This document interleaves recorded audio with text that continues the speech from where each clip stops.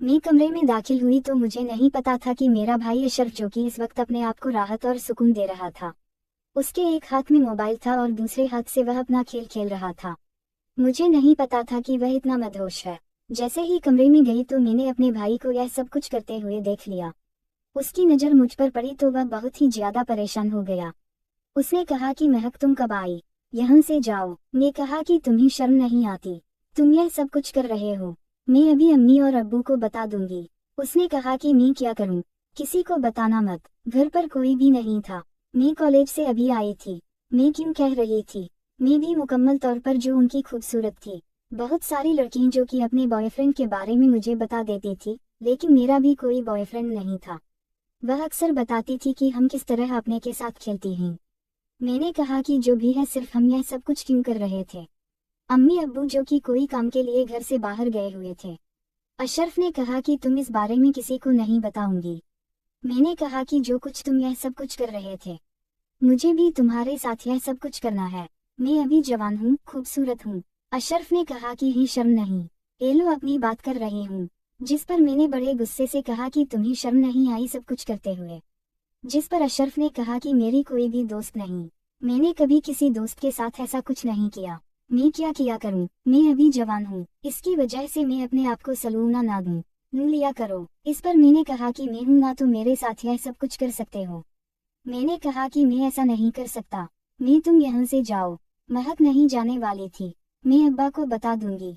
मैंने कहा कि जो भी है तुम्हारे साथ यह सब कुछ नहीं करना चाहती हूँ, नहीं तो मैं अम्मी अब्बू को यह सब कुछ बता दूंगी। इसके बाद तुम्हारे साथ क्या होगा, तुम्हें इस बात का पता ही नहीं।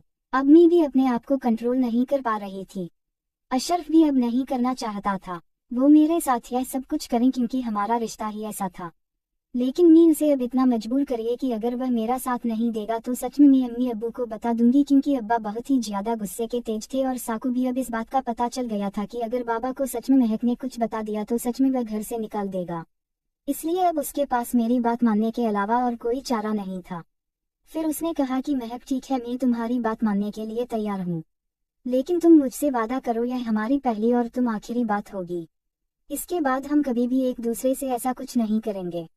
मैंने कहा ठीक है, तुम परेशान क्यों हो रहे हो? आप जो भी होगा जल्दी करो, मैं इंतजार नहीं कर सकती। और इसके बाद क्या हुआ, हम दोनों ने आकर अपना पीरियड शुरू कर दिया। मैं भी जो उनकी खूबसूरती, मैंने ऐसा कोई खेल नहीं खेला था, लेकिन अशरफ शायद कभी किसी के साथ ऐसा खेल चुका था या कोई भी मूवी देखकर यह सब कुछ सीख चुका था। मुझे उसके साथ खेलने में बहुत ज्यादा परेशानी हो रही थी। वह काफी देर से कोशिश कर रहा था, लेकिन सही तौर पर नहीं खेल पा रहा था। मैंने कहा कि चलो रखूं, मैं अभी आ रही हूँ। कुछ देर के बाद मैं कब्र और वहां से मैंने तो सुन लिया तो अक्सर मैं इस्तेमाल करती थी। यह बहुत ही प्यारा था और अक्सर खेलने में मदद करता था। मैंने जब उसे यह दिया तो उसने कहा क्या है? मैंने कहा कि इसे देख लो, अब भी तुमसे काम ना हो पाए तो फिर लिया करोगे मुझे। अब इस बात पर बहुत ही ज्यादा हैरानी हो रही थी कि मेरे भाई लोगों को देखकर भी इस बात को नहीं समझ पा रहे। मैंने कहा जो भी है अब जल्दी करो, अम्मी अब्बू आ गए तो फिर हमारा सारा काम बीच में रह जाएगा। और आज जब तक तो मेरा खेल मुकम्मल नहीं हुए उस वक्त तक में है। अब छोड़ने वाली? अच्छा ठीक है। इसके बाद डेंस ने मुकम्मल तौर पर अपने आप को लोशन की मदद से खेलने के काबिल बना दिया था, क्योंकि वह भी काफी देर से कोशिश कर रहा था लेकिन कुछ हो ही नहीं पा रहा था। अब इसमें थोड़ा सा अपने हिसाब से खेलना शुरू किया और इसे थोड़ा सा आइडिया हो चुका था कि इस तरह देते हैं। इसके बाद जैसे ही हूँ अपने मकसद में कामयाब हो चुका था। मुझे बहुत ज्यादा तकलीफ हो रही थी। मैंने कहा कि अशरफ फोटो, उसने कहा कि नहीं, उठने का टाइम नहीं है। मैंने उसे बहुत कोशिश की। मुझे बहुत ज्यादा इस खेल में दर्द हो रहा था क्योंकि मैंने ऐसा किया भी नहीं खेला था, लेकिन अब वह पीछे हटने वाला नहीं था। थोड़ी देर बाद मैं भी अब काफी आता क्या इस काम में तजुर्बा हासिल कर चुकी थी। मेरी आंखों से आंसू आ चुके थे। मैंने कभी भी नहीं सोचा था कि इस काम में इतना दर्द और तकलीफ होगी। मैंने अशरफ को कहा तुम्हें जरा भी तरस नहीं? एजू ने कहा कि मैंने उसे मना किया था ना, तुम भी तो जिद पर आ रही थी। अब जो भी इस काम में इतना तो चलता है, अब मैं साथ खेलते वक्त में पहले सोचना चाहिए था। अब जो भी है मैं अब ऐसा नहीं छोड़ सकता। कुछ देर के बाद आखिरकार उसने अपना खेल मुकम्मल किया। अब मैं भी काफी तजुर्बा हासिल कर चुकी थी। अब मुझे भी एक तो मैं शायद जान ही नहीं पाया क्योंकि इसमें तो मुझे इन तकलीफों को दर्द हो रहा था। मैंने उसको कहा कि मुझे तो अब इस काम में राहत और सुकून महसूस आता है। मुझे तो लगता था कि अब वह इस खेल को ज्यादा देर जारी रख पाएंगे। अशरफ ने कहा शर्म करो, जो कुछ होना था हो गया। मैं और पापा आने वाले हैं। अगर उन्होंने देख लिया तो सब कुछ खत्म हो जाएगा। वह हमें जान से मार देंगे और मैं नहीं चाहता कि इस बारे में मजीद कुछ भी हो। जिस पर मैंने कहा कि चलो ठीक है। हमारा कमरा अलग था। मैं अपने भाई के साथ ही कमरे में सोते थे, क्योंकि हम देर तक पढ़ते थे। हमारे कमरे में लाइट जाती रही थी। मैं अब वहां कर सो जाते अम्मी और अब्बू के थे। हम अपनी पढ़ाई में मसाफा थे। अम्मी और अब्बू को तो अब पता ही नहीं था कि हम दोनों ने आज कौन सा ऐसा काम किया। बारात होने वाली खाना खाकर अम्मी और अब्बू अपने कमरे में चले गए। अब वह अक्सर अपने साथ जब भी रोता तो वह भी करते थे, जिसकी वजह से बीवी उनके कमरे से कुछ आवाजें भी आती थी। इसको सुनकर मुझे समझ आ जाती है कि आज हमें और अब वह अपना खेल मुकम्मल कर रहे हैं, क्योंकि वही हुआ कि रात का कुछ टाइम हो तो मैं पानी पीने की निकली तो मैंने अम्मी और अब्बू के कमरे से अजीब सी आवाज सुनी। अरबो आज ही अपना काम कर रहे थे। अब उसने काम लो उनकी आवाज सुनने के बाद मैं खुद अपने ऊपर काबू नहीं पा रही थी। मैं बहुत ही ज्यादा परेशान थी। अब मैं भी वापस कब आके बशर्फ उस वक्त दूर रहा था। मुझे लगा कि अब मैं शायर इस्लाम किए बगैर नहीं रह पाऊंगी। मैंने मुशर्रफ को जगाया और मैंने कहा कि तुम्हें पता है कि अम्मी और अब्बू में इस वक्त क्या कर रहे हैं। उसने कहा कि क्या कर रहे हो, तुम्हें क्या मसला है, आराम से सो जाओ। अब भी तो यह कोई बात करने वाली हूँ तो मैं ऐसी कोई तुम्हारी बात मानने वाला नहीं। मैं बहुत ही ज्यादा शर्मिंदा हूँ जो बुरा तुमने मुझसे करवाया। मैं तो ऐसी कोई बात नहीं करने वाला। उसने कहा कि तुम उलोही जब मैं उसे लेकर गई तो उन्होंने भी आवाज सुनी तो बहुत ही ज्यादा हैरान हुआ। अब वह भी अपने ऊपर काबू नहीं पा रहा था, क्योंकि उस रोज के बाद अब हमें पता चलता था कि यह गेम कैसे खेलते हैं। जिस तरह तो तकलीफ में आज भी मुझे भी बहुत दर्द और तकलीफ अपने ऊपर महसूस हो रहा था। मैंने उसको कहा कि जो भी है तुम आज रात मुकम्मल तौर पर मेरे साथ खेलोगे।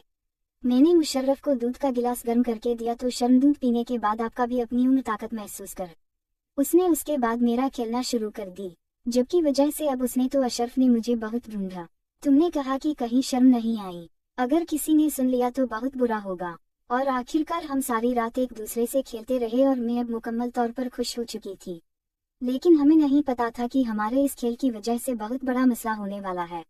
जैसे ही रात को और इज्जत दे हम दोनों को देखें और यह दोनों को देखकर मैं और बाबा ने हमारे कमरे अलग कर दिया। बाद में मसापा हो गए कि जितनी जल्दी हो सके मेरी शादी हो जाए। वह नहीं चाहते थे कि अब इस गुनाह में हम रहे हो सकते हैं। तेरे रिश्ता और मेरे बाप ने मेरी शादी कर दिया। सादगी से निकाह लड़के मुझे रुखसत कर दिया और इसके बाद उन्होंने हमेशा के लिए घर पर दरवाजे बंद कर दिए। वह नहीं चाहते थे कि मैं दोबारा अशरफ से मिलूं और वापस आकर ऐसी कोई हरकत करूं। अब वह अशरफ को भी उन्होंने बहुत ढूंढा। मौसम बहुत मारा। इसके बाद उन्होंने कहा कि आइंदा कभी भी वापस आकर मैं मत आना। हंसे अशरफ को निकाल दिया। शरीफ का इसल बाहर घर वापस आया और इसके बाद मेहरबानी से मपा करते और इसकी भी शादी कर दी।